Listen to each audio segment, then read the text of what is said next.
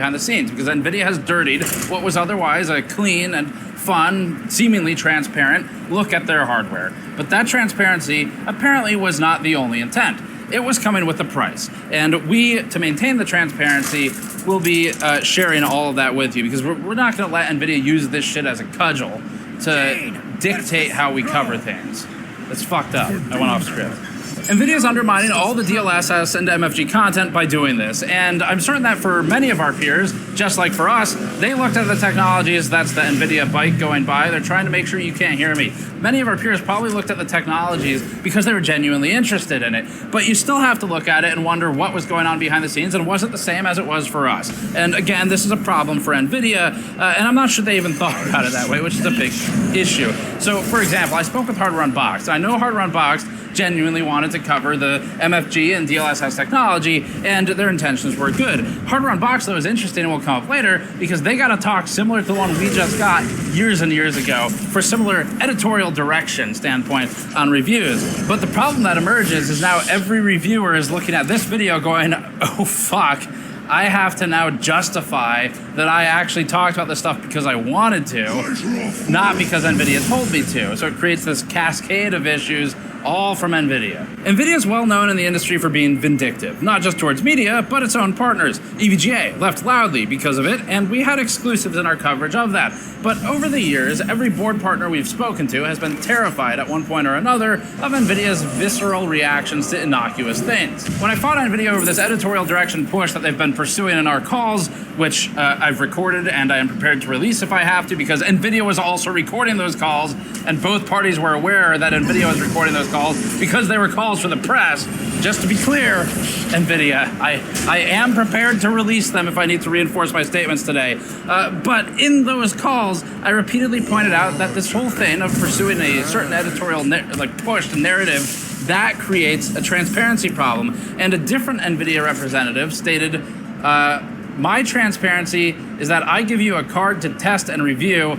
That's my form of transparency. Which is like, okay, but you didn't though, because you didn't send a 5060. And for the people who did get it, the drivers aren't public anyway. So first of all, fuck off for even saying that. And secondly, it's not even true. The fuck off part's not in the script. But our contacts are good people, and so we've wondered where all this is coming from. The answer is from the top. We asked other people, not our contacts, and particularly former insiders, and found that executive-level decisions from 3 people are landing on PR around the world to force through media. NVIDIA's misleading demands of MFG 4X inclusion in reviews would help it to avoid the problem that it has now, which is that its products aren't improving as much as the price is increasing. But even if someone wanted to add that data to reviews, NVIDIA often only gives reviewers 3 to 5 full days to review a card, sometimes a week if we're lucky. And then there's the fact that its own drivers are currently so fucked up beyond all recognition, or the FUBAR drivers, as I call them, that even enabling MFG or DLSS in some games with some settings causes them to crash or the system to shut down. So it's already physically impossible to do all the tests that we do in that time and yet add more, and then it doesn't even work sometimes anyway, which would mean we take other things out, which NVIDIA would also be mad about. But that doesn't matter because we don't produce reviews for NVIDIA to be happy about them. We produce reviews for people to buy products or not buy products or buy competing products. That's what we do as our service. And so from NVIDIA's viewpoint, we basically need to change our editorial direction. And pressuring us isn't going to work, but it's also not the first time NVIDIA's done this for people. The last time, they chose other Steve from Hardware Unboxed. And back then, it was only the access to hardware they threatened, which Steves don't care about because Steves can get the hardware from other Steves in the industry. Frankly, I think they're discriminating against Steves because we're at a 2-for-2 hit rate on Steves who have been threatened by NVIDIA. But we've also learned something interesting. The last time this happened, back when Hardware Unboxed was told to adjust their editorial direction to include more focus on technology that wasn't ready for prime time, we learned that, allegedly, the directive came from the top, one of 3 people, and was forced down through media contacts. We also learned from numerous former NVIDIA employees that the executives have a culture of throwing people under the Jensen bus, which adds a new layer of deceit to the whole approach. Because now, instead of access to a simple physical hardware product, and instead of also adding this sort of Damocles over the reviewer of access to interviewing and engineering discussions, it also has the third run, which is that anyone in the media with a conscience is going to wonder how exposing something like we're doing today is going to affect the messengers who are given the message to send to us when it goes back up the chain and they have a "who did this to me" conversation. So I know these demands aren't necessarily coming directly from the representatives who work for NVIDIA and talk to us. We think it's coming from above them. And to try and prove this theory, I went and I spoke to a ton of other media you all likely know from all around the world. And I learned that in all of these regions, there is a consistent theme of this background pressure of covering certain things in a certain way in reviews. And that is a global thing for NVIDIA, which we think means it really narrows it down to the top of the top, because this is not some like rogue American PR thing. This seems to be a company culture thing. And when this is seen at the top, I want to make sure that the executives don't have the ability to just blame the people below them. That's why I emailed one of them. Matt Webley, the head of GeForce Marketing, immediately tried to put his employee in front of him as a shield when I sent an email saying we need to speak on record. We told our contact to please stay out of it and pushed Webley for answers on a recorded call because he's an actual executive who has control over some of this stuff. And we wanted to speak to someone who has the full and accurate picture of what happened internally to go over how they're doing this again. It's just like when we spoke to Asus at Computex last year. The first thing they do is put someone in marketing in front of us.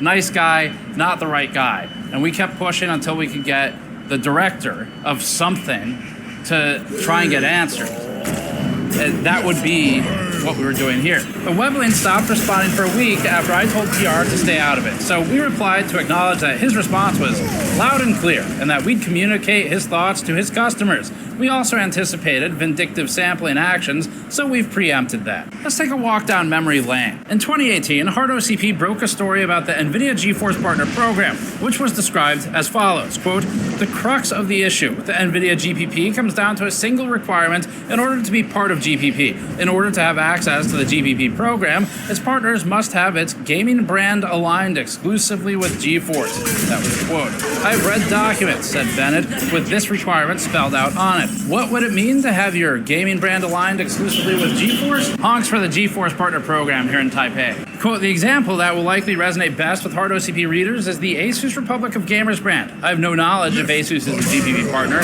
I'm simply using the ROG brand hypothetically. If Asus is an NVIDIA GPP partner and it wants to continue to use NVIDIA GPUs in its ROG branded video cards, computers, and laptops, it can no longer sell any other company's GPUs in ROG products. So if Asus wants to keep building NVIDIA-based ROG video cards, it can no longer sell AMD-based ROG video cards and be a GPU partner." End quote on that one as an example of what we think is vindictiveness. In 2020, NVIDIA tried to restrict Hardware Unboxed's access to GPUs because they weren't front-loading and heavily emphasizing ray tracing testing, which Hardware Unboxed maintained was because the technology simply wasn't ready yet. That was their opinion. We'd agree with it as well, especially in that era. But NVIDIA didn't care. And for the internet out there, look, we get it. We get that NVIDIA makes more money with AI than it does for gaming, and that by simply selling a gaming GPU, it's giving away money. But if it wants to abandon gaming, it should just do it. It's okay, NVIDIA. It really is. If you want to just leave gaming and make all the money from data center and enterprise, you can do that. Just don't fuck it up for the rest of us on your way out the door by trying to manipulate how the coverage is handled. And it almost reminds me of the SGI situation, which is out of business now. And SGI only sold GPUs for the most part to enterprise, data center, and B2B. They didn't think that consumers could really afford GPUs or would have a use for them. Jensen Huang founded NVIDIA with some others and pursued consumer graphics and built the company that it is today. If Jensen wants to repeat that history and go only B2B, that is totally fine. And it might not even repeat this time. It might be that B2B is big enough now that he can maintain a B2B only company and not do gaming. So it's not the our gamers still being sold to thing that's the problem for us. It's the manipulation that's the problem of it. It's the threat that's handing over people like us when it has these conversations. If NVIDIA wants to cut off its nose despite its face, they can do that by disallowing further well-received, highly reviewed, neutral to positive technical interviews with their engineers. But if NVIDIA instead is going to threaten us on the fulcrum of a particular type of coverage, then we believe that starts to become a form of extortion. And we think that NVIDIA made a calculated play here. where NVIDIA realized if it takes away access to cards, it doesn't do a whole lot. Taking away access to money doesn't do anything because they don't give us money. But what if it takes away access to the things that generate money through separate channels, like just through YouTube AdSense? Maybe that'll work. That's how I felt receiving these messages. And just to be clear for our audience, again, referring to the coupon code 10% off on store.gamersnexus.net, I don't give a fuck what NVIDIA does for any of that, because we're going to continue on just the same. I would love to bring you all engineering content and interviews and let them tell their story in a way that's educational and actually useful for people. If NVIDIA doesn't want to be a part of that, that's fine. They can fuck off and do whatever they want, and we'll keep doing our thing. Ultimately, that's why we have audience support from you all, so we can do stuff like this. So anyway, at